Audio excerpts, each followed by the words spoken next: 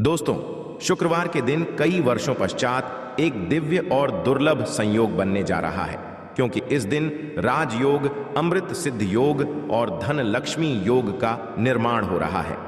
तो दोस्तों, इस बार धन लक्ष्मी योग का निर्माण होने से इस शुक्रवार के दिन माता लक्ष्मी और भगवान विष्णु दोनों की कृपा बरसने वाली। और इस दिन यदि आप इस शुभ समय पर झाड़ू से जुड़ा यह उपाय कर लेते हैं तो आपकी किस्मत चमक जाएगी और आपके सभी दुख दर्द दूर हो जाएंगे। इसके साथ ही आपके घर से बुरी शक्तियों का नाश हो जाएगा। इसलिए दोस्तों, इस वीडियो को आखिर तक जरूर देखें। और दोस्तों, यदि आप भी अपने जीवन में महालक्ष्मी की कृपा पाना चाहते हैं तो इस वीडियो को लाइक करें। एक कमेंट में जय महालक्ष्मी लिखना ना भूलें। दोस्तों, आज हम आपको झाड़ू का वह नियम बताने वाले हैं जिससे आपको पता चलेगा कि झाड़ू को किस दिशा में रखना शुभ होता है, झाड़ू कब बदलनी चाहिए, झाड़ू को लेकर आपको ऐसी कौन सी गलतियां नहीं करनी चाहिए जो वास्तुशास्त्र में लिखा हुआ है, वरना आपके जीवन में आपको गरीबी, दरिद्रता, परेशानी, कष्ट का सामना करना पड़ सकता है। दोस्तों, एक बात ध्यान रखिएगा, झाड़ू का सीधा तात्पर्य और सीधा संबंध माता लक्ष्मी जी से होता है। किसी भी व्यक्ति ने यदि झाड़ू का सही उपाय सीख लिया और झाड़ू का सही तरीके से उपाय कर जो हमारे वास्तुशास्त्र में, धर्मशास्त्र में लिखा हुआ है, तो मान के चलिए आपको साक्षात माता लक्ष्मी जी का आशीर्वाद मिलेगा। दोस्तों, आप एक बात जानते लीजिए कि हर कोई जानता है झाड़ू को कभी भी रात में नहीं लगाना चाहिए, किंतु हमारे हिंदू शास्त्रों में कुछ लेख लिखे हुए हैं झाड़ू को लेकर कि मतलब झाड़ू लगाने के शुभ मुहूर्त कब है, झाड़ू कौन से समय पर लगानी चाहिए जिससे आपके घर में सकारात्मक ऊर्जा आए, आपके घर की जन्मांतर की कभी भी खत्म हो जाए। दोस्तों, जैसा हमने आपको स्टार्टिंग में ही बता दिया था, झाड़ू का सीधा संबंध माता लक्ष्मी जी से होता है। कहा गया है माता लक्ष्मी जी को झाड़ू बहुत ही ज्यादा प्रिय होती है। यदि कोई भी व्यक्ति ठीक तरीके से झाड़ू का प्रयोग कर रहा है तो निश्चित रूप से उसको माता लक्ष्मी जी का आशीर्वाद मिलेगा। उस व्यक्ति के जीवन काल में कभी भी धन संबंधित परेशानी नहीं होगी। दोस्तों, हमारे हिंदू धर्म में घर को मंदिर माना जाता है, इसीलिए कहा गया है कि अपने घर को साफ सुथरा रखना चाहिए। शास्त्रों में बताया गया है कि यदि हम प्रतिदिन साफ सफाई करते हैं तो हमारे घर पर माता लक्ष्मी जी वास करने आती हैं। यदि हमारे घर में रोज साफ सफाई हो रही है तो हमारे घर में कभी भी गरीबी, दरिद्रता, परेशानी नहीं आएगी। वहीं दूसरी तरफ यदि हमारे घर में साफ सफाई नहीं होती है, हमारा घर गंदा पड़ा रहता है, तो हमारे घर में नकारात्मक ऊर्जा का वास हो जाता है। हमारे घर में गरीबी, दरिद्र आ जाती है और वास करने लगती है, जिससे हमारे घर की बरकत रुक जाती है। दोस्तों, आज एक बात आप जान लीजिए, जब भी आप रात में सोने जाते हैं तो एक बात का ध्यान रखिएगा, रात्रि के समय ही आपके घर में नकारात्मक शक्तियां, काला जादू, काली शक्तियां प्रवेश कर जाती है। किंतु यदि आप लोग वास्तुशास्त्र के हिसाब से प्रतिदिन झाड़ू लगा रहे हैं और सही मुहूर्त पर लगा रहे हैं तो कोई भी शक्ति जो आपके घर पर रात में प्रवेश की है वह आपके घर से सदैव के लिए चली जाएगी। दोस्तों, बहुत ध्यान दीजिएगा जो आपको हम बताने जा रहे हैं। वास्तुशास्त्र के अध्याय नंबर 71 में साफ साफ लिखा हुआ है, जब भी सूर्योदय होता है तो आपको सूर्यदेव के पश्चात तुरंत ही झाड़ू लगा लेना चाहिए। यदि आप सूर्योदय के पश्चात झाड़ू लगाते हैं तो आपके घर की जो नकारात्मक शक्तियां होती हैं वह आपके घर से चली जाती है। आपके घर पर सकारात्मक शक्तियां का वास हो जाता है। कहने का तात्पर्य दोस्तों कि हमारे वास्तुशास्त्र के हिसाब से जो सबसे अच्छा समय झाड़ू लगाने का होता है वह सुबह के वक्त सूर्योदय के पश्चात का होता है। किंतु किसी कारणवश हम झाड़ू नहीं लगा पाते हैं तो दोपहर से पहले यदि आप झाड़ू लगा लेते हैं तो ये बहुत ही ज्यादा शुभ है। इससे होता यह है कि माता लक्ष्मी जी जरूर ही आपके घर पर वास करने आती हैं। एक बात का ध्यान रखिएगा दोस्तों, झाड़ू को लेकर वास्तुशास्त्र, धर्मशास्त्र में कुछ ऐसे नियम बताए जिसका यदि आप पालन करते हैं तो निश्चित रूप से आपको माता लक्ष्मी जी की कृपा मिलेगी। आपके जीवन काल में किसी भी तरीके की जो परेशानियां हैं वह अपने आप खत्म हो जाएगी। दोस्तों, झाड़ू एक बहुत ही कॉमन सी चीज है। ये एक ऐसी चीज है जो हर घर में मिल जाती है और हर घर में इसका उपयोग होता ही होता है। किंतु कई लोगों को और मैक्सिमम लोगों को झाड़ू के नियम पता ही नहीं है, जिसकी वजह से वह जाने अनजाने ऐसी गलतियां होते हैं जिसकी वजह से माता लक्ष्मी जी आपसे रुष्ट हो जाती है। आपके पास पहले पैसा आ रहा था, वो पैसा आना बंद हो गया है। तो इसका मुख्य कारण क्या हो सकता है? जरूर आपने ऐसी कोई गलती कर दी है जिसकी वजह से माता लक्ष्मी जी आपसे रुष्ट हो गई है, और उसका एक मुख्य कारण हो सकता है कि आप झाड़ू का उस तरीके से पालन नहीं करते हैं, झाड़ू का उस प्रकार से प्रयोग नहीं कर रहे हैं जिस प्रकार से वास्तुशास्त्र में लिखा हुआ। दोस्तों, यदि आप यह वीडियो लास्ट तक, अंत तक देख लेते हैं, झाड़ू के वह उपाय सीख लेते हैं जो आपको हम बताने जा रहे हैं, निश्चित रूप से आपको माता लक्ष्मी जी का आशीर्वाद मिलेगा, जिससे आपके जीवन काल में आपको धन संबंधित कभी भी कोई परेशानी नहीं होगी। आपके जीवन काल से गरीबी, दरिद्रता, परेशानी, कष्ट, दिक्कत है, वो सदैव के लिए खत्म हो जाएंगे। दूसरी तरफ आपके घर पर धन का आगमन शुरू हो जाएगा। माता लक्ष्मी जी के आशीर्वाद से आपके लिए धन के सारे रास्ते खुल जाएंगे। आपके जीवन काल में आकस्मिक धन की आपको प्राप्ति होगी और माता लक्ष्मी जी आपके घर पर करने आएंगे। इसलिए दोस्तों, इस वीडियो को लास्ट तक, अंत तक बिना भगाए देखिएगा। और अभी तक आपने वीडियो को लाइक नहीं किया है, पहले जाकर के वीडियो को लाइक कर दीजिए। तो दोस्तों, कुछ चीजें जिनका आपको ध्यान रखना होगा झाड़ू को लेकर, वह हम आपको बताने जा रहे हैं। तो देखिए, बहुत पहले जो बात है, जो सबसे पहला नियम है झाड़ू को करके, ये नियम है कि कभी भी घर की झाड़ू को अपनी नजरों के सामने मत आने दे। देखिए, इस बार को समझ लीजिए कि झाड़ू को घर में रखते हो चाहे में रखते हो, कभी भी अपनी आंखों के सामने झाड़ू को ना आने देना, किसी बाहरी व्यक्ति के सामने आने दे। झाड़ू को ऐसी जगह छुपा करके रखें जो आपकी आंखों के सामने ना हो। मतलब 1-2 बार देखना तो ठीक है, किंतु बार बार यदि झाड़ू पर आपकी नजर पड़ रही है तो बहुत ही अशुभ है। और कहीं कोई व्यक्ति घर का या बाहर का है, जो घर के बाहरी लोग हैं, वह आपके घर की झाड़ू को देखते हैं, तो यह बहुत ही अशुभ माना गया। इसलिए आपको झाड़ू को ऐसे स्थान पर रखना चाहिए जहां पर किसी की भी नजर ना पड़े। दूसरा नियम यह कहता है कि कभी भी हमें पुरानी झाड़ू का प्रयोग नहीं करना चाहिए। दोस्तों, देखा गया है कई लोग आलस में पुरानी झाड़ू का प्रयोग करते रहते हैं, उसी से साफ सफाई करते रहते हैं। वास्तुशास्त्र के हिसाब से ये बहुत ही ज्यादा शुभ है। हो या घर हो, कभी भी टूटी झाड़ू का इस्तेमाल करके हमें घर की साफ सफाई नहीं करना चाहिए। इससे हमारे घर पर परेशानियां आती हैं, दिक्कतें आती हैं। हम कोई भी कार्य शुरू करते हैं, उसमें लगातार बाधा आना शुरू हो जाती है। तीसरा नियम यह कहता है कि झाड़ू कभी भी खड़ी नहीं रखनी चाहिए। यह बहुत ही ज्यादा अपशगुन होता है। ध्यान रखिएगा दोस्तों, झाड़ू को कभी भी खड़ी करके नहीं रखना चाहिए। झाड़ू को सदैव लेट आकर के रखना चाहिए। चौथा, शाम वक्त कभी भी घर में झाड़ू नहीं लगानी चाहिए। यदि कोई व्यक्ति झाड़ू शाम को लगता है तो मान के चलिए उस व्यक्ति के घर में माता लक्ष्मी जी कभी वास करनी नहीं आएगी। माता लक्ष्मी उससे रुष्ट हो जाएंगे। पांचवा नियम यह है दोस्तों कि झाड़ू को लेकर आपको यह ध्यान रखना होगा, झाड़ू को आप कभी भी लांघे मत, आपका पांव कभी भी झाड़ू से ना छुए। यह बहुत ही ज्यादा अशुभ है, क्योंकि हमने आपको पहले बता दिया है कि झाड़ू माता लक्ष्मी जी का प्रतीक होता है। हुए झाड़ू को लेकर माता लक्ष्मी जी से बहुत ज्यादा तात्पर्य जोड़े जाते हैं। तो कभी भी झाड़ू से अपना पांव लांघे नहीं, झाड़ू के ऊपर से कभी भी गुजरेगा मत। ये बातें आपको बहुत ज्यादा ध्यान रखनी होगी। छठा नियम यह कहता है कभी भी झाड़ू को गंदगी वाली जगह पर नहीं रखना चाहिए। मतलब ना बाथरूम के बगल में रखना चाहिए, ना शौचालय के बगल में रखना चाहिए। ऐसा यदि आप करते हैं तो निश्चित रूप से दोस्तों माता लक्ष्मी जी आपसे रुष्ट हो जाएंगे।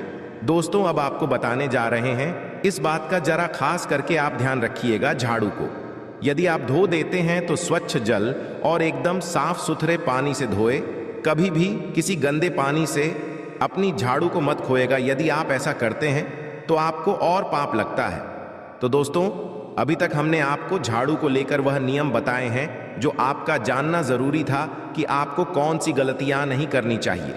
झाड़ू को लेकर के अब आपको हम वो नियम बताने जा हैं कि झाड़ू को लेकर के आपको ऐसे कौन से प्रयोग करने चाहिए जिससे माता लक्ष्मी का आशीर्वाद मिले और आपके जीवन काल में धन का आगमन बहुत तेजी से हो जाए।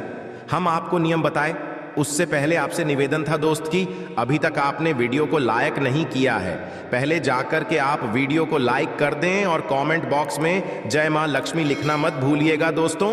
यदि आप चाहते हैं कि आपके घर पर सकारात्मक शक्तियां का रहे, आप चाहते हैं कि आपके घर में कभी भी कोई नकारात्मक शक्ति ना रहे, तो ध्यान रखिएगा, जैसे सूर्य उदय होता है तो तुरंत ही झाड़ू लगा दीजिए। यह बहुत ही शुभ माना गया है। ये हम आपको स्टार्टिंग में ही बता चुके थे। एक बात का ध्यान रखिएगा, यदि आप लोग शुक्रवार के दिन झाड़ू लगा रहे हैं तो घर के मुख्य द्वार पर थोड़ा सा नमक दान करके झाड़ू लगाएगा, ये बहुत ही शुभ है। यदि आप सूर्योदय के पश्चात शुक्रवार के दिन थोड़ा सा सेंधा घर के मुख्य द्वार पर डालकर लगाते हैं तो इससे माता लक्ष्मी जी बहुत ही ज्यादा प्रसन्न हो जाती हैं। दूसरा माना गया है, यदि आप कभी भी झाड़ू खरीदने जा रहे हैं तो शनिवार के दिन झाड़ू खरीदने के लिए सबसे ज्यादा शुभ दिन माना गया है। यदि शनिवार के दिन झाड़ू खरीद कर लाते हैं तो वास्तुशास्त्र के हिसाब से यह बहुत ही ज्यादा शुभ है। तीसरा, ध्यान रखिएगा दोस्तों कि आपको इस बात का ध्यान रखना है कि जो आपके घर की झाड़ू है उसको आप लोग पश्चिम दिशा में रखें। यदि आप लोग घर की झाड़ू को पश्चिम दिशा में रखते हैं तो आपके घर में सकारात्मक शक्तियां का वास रहेगा, आपको भौतिक सुखों की प्राप्ति होगी, आपको वैकुंठ की प्राप्ति होगी और आप भी जो भी कार्य करेंगे उस कार्य में आपको सफलता ही मिलेगी। और यदि आप झाड़ू को उत्तर दिशा में अपने घर में रखते हैं तो मान के चलिए धन संबंधित जितने भी आप निर्णय लेंगे उससे आपको फायदा ही होगा। धन का आगमन आपके जीवन में बहुत तेजी से जाएगा। आपके जीवन काल से धन संबंधित जितनी भी परेशानियां हैं वह चली जाएगी। अब आपको जो हम बताने जा रहे हैं वह बहुत ध्यान से सुनिएगा दोस्तों, और अभी तक अपने वीडियो लाइक नहीं किया है कृपया करके वीडियो को लाइक कर दीजिए। दोस्तों, होता क्या है कि एक बात कही गई है कि यदि आपको झाड़ू सपने में दिखती है तो यह बहुत ही ज्यादा शुभ है, किंतु किस तरीके से बहुत शुभ है ये आप जान लीजिए। यदि आप सपने में देख रहे हैं आप झाड़ू लगा रहे हैं तो यह अशुभ माना गया है। अब आपको सावधान होने की जरूरत है। मान लीजिए आप कोई प्रॉपर्टी खरीदने जा रहे हैं, पैसे का निवेश करने जा रहे हैं, शेयर मार्केट में या किसी भी जगह है, अब आपको सावधान होना चाहिए। ऐसी जगह पर पैसा मत लगाइए जहां पर 50-50 का चांस है। दोस्तों, इस बात का बहुत ध्यान रखिएगा। दूसरा, यदि आप सपने में ये देखते हैं कि आप मंदिर में झाड़ू लगा रहे हैं तो मान के चलिए अब आपके जो कठिनाई वाले दिन थे वह चले जाएंगे, आपके कष्ट वाले जो दिन थे वह खत्म हो जाएंगे और माता लक्ष्मी जी आपके घर पर करने आएंगे। यह बहुत ही ज्यादा शुभ बताया गया है। अब मान लीजिए आप सपने में ये देखते हैं कि आपके घर का व्यक्ति झाड़ू लगा रहा है तो यह उसके लिए बहुत शुभ संकेत है। मान के चलिए कि आपका जानने वाला व्यक्ति जो आपके सपने में झाड़ू लगा रहा है उसका समय अच्छा आने वाला है। तो दोस्तों, ये कुछ ऐसी हैं झाड़ू को लेकर जो आपका जानना जरूरी था। अब आपको हम एक प्रयोग बता देते। यदि आप इस प्रयोग को करते हैं, इस उपाय को करते हैं, तो आपके जीवन में धन का आगमन बहुत तेज हो जाएगा। शुक्रवार का दिन माता लक्ष्मी का दिन होता है। इस दिन किया गया उपाय कभी खाली नहीं जाता है। ध्यान रखिएगा दोस्तों, ये उपाय है 5 शुक्रवार का।